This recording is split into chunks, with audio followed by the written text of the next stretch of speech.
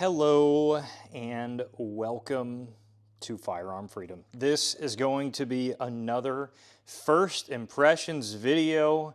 In today's first impressions video, we are taking a look at the brand new Atrius Super Selektor. Here we go again.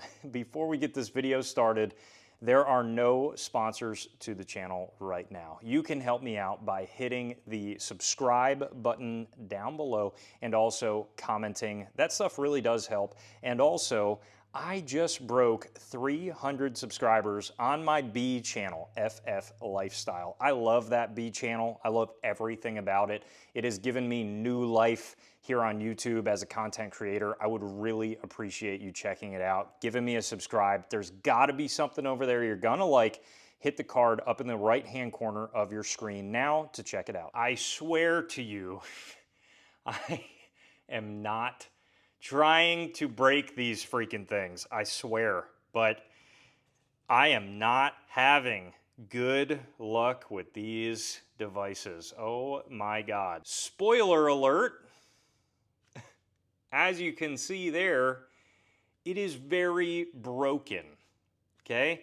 This piece here is supposed to be curved backwards in a J shape, and it is 100% broken. And if you look at that piece, it is absolutely a cast piece. Why they would not have machined that very, very important part of a trigger of this nature, or in this case, I shouldn't even say a trigger, this is just simply a selector.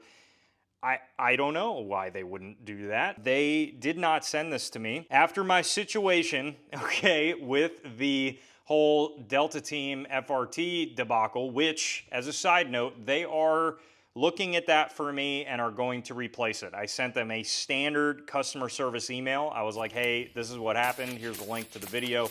Can you guys possibly replace it? Everyone in the comments wanted to know like what the warranty would be like.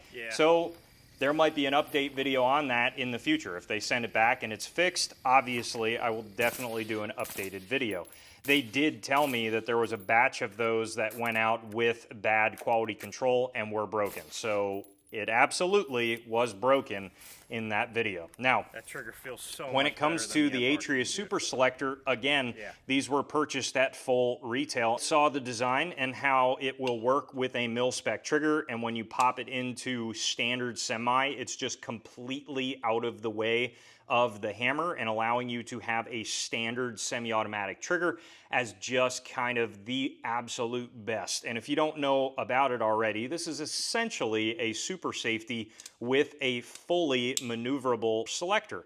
And that is excellent. That's exactly what I envision the perfection of an FRT trigger being, or forced reset. I was really excited about this. And I took it to the range. I threw this in this build that I had, just a new 10.5 that I'll be doing a video on very, very soon. And I was like, that would be an awesome trigger in this setup. So that's exactly what I took to the range today. And at first, it was working great. I have a standard T1 buffer in here, but it's a BCM, like kind of middle of the road between rifle and carbine. So it is a slightly heavier buffer. And it was working exactly as intended, and semi-automatic was proper semi-automatic, and man, did this feel about as this was it as I ever thought it was going to be. And then I was like, let me see how light I can kind of tap it to try to get like just some quick 2-round, 3-round force reset bursts out. And it was working good, and all of a sudden, ooh, it just went to semi-automatic. Bang, bang, bang, semi-automatic. I'm like, okay. And all of a sudden I looked, I got a malfunction. I was like, that's weird. Maybe it was because I was just like lightly tapping the trigger. I don't know. Maybe something like that happened. I was shooting it on a 10.5 suppressed, and I'm like, okay. So I grabbed another upper. I had about 4 uppers with me to check this trigger on, and I slapped the other upper on. I run up to the firing line. I'm all of a sudden flick it into the FRT position, and it's a semi-automatic. I go, uh-oh, what happened here? I take the upper off, and I see that that crucial trip snapped completely. Just gone. And now it is essentially not doing anything. Where the top of that piece went, I have no idea, but I was unbelievably bummed. I don't know, as I said in the beginning of this video, the fact that that part is not machined is very troubling to me. These are 200 bucks on their website. Bro, you cast the piece. I understand there's got, you know, R&D, all that, but if that's a cast piece all the way around, you're talking probably like 20 bucks into this thing, and you're moving them for 200 a piece, and it snaps in less than 200 rounds, my guy. Come on. I'm not trying to be an asshole. I'm just a little frustrated at this point. Maybe a bad batch went out with metallurgy problems, but that is not great because, for obvious reasons, if that snaps and goes into your chamber, you could have a catastrophic problem. Or if it snaps and goes elsewhere in your fire control group, you could have a major problem. All leading to me, at this point, viewing most FRT triggers, unless I get the Delta team back and it's fixed and it's 100%, and I send this back for warranty repair and they send this back fixed, and all of a sudden it's a machine part instead of cast or whatever, and it works 100%, maybe I'll think differently. But at this point, these seem like more of a freaking gimmick than the bump stocks did, which is wild to me because they are touted all over social media as the absolute gold standard now in what you need to have in like a go-to-war rifle, and that's just kind of laughable to me. I will give 100% the Atrius Super Selektor the absolute kudos for the way to do the super safety style of FRT. This is what the public wants. They want a standard selector on a super safety style of trigger. I don't even have an issue with what they got going on here. This is great. It's just make it of a good, reliable piece, man. That's taken a lot of brute force on a tiny, tiny little piece there. What I did appreciate, looking at the positives, that broke.